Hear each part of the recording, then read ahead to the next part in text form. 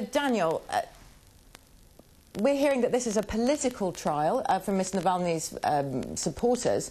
What is the general feeling across Russia?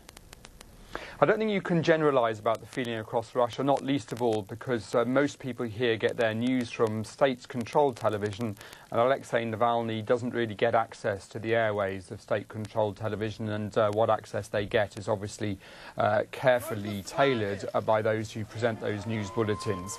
But there is a core group in Russia, mostly young people, people who use the internet for their news rather than state-controlled television, and many of them do find Alexei Navalny to be an important figure for them, a person who speaks to a degree for many of them about their concerns about corruption in the political establishment, and to a degree about their concerns about their future here, how there's a lack of opportunities that are outside the state-controlled areas, which many people feel uncomfortable with. So here is a man who coined the famous phrase, the party of crooks and thieves, to describe the ruling party, United Russia, who only really became well known 4 or 5 years ago, who's burned very brightly in the last couple of years through the protest years, and then an investigation into him which had been abandoned, was found to have no evidence against him, was suddenly brought back to life by the investigative committee here in Moscow. That's the equivalent of the FBI.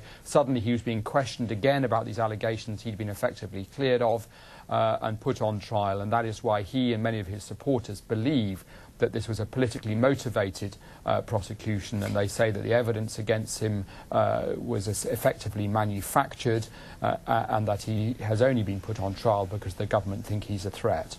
OK, Daniel Sanford in Moscow, thank you very much indeed. In fact, of course, Alexei Navalny's supporters say that they will continue campaigning for him even if he now goes to jail. South Africa's first post-apartheid president, Nelson Mandela, turns 95 today. He remained in hospital where he's been fighting a lung infection for the past 5 weeks.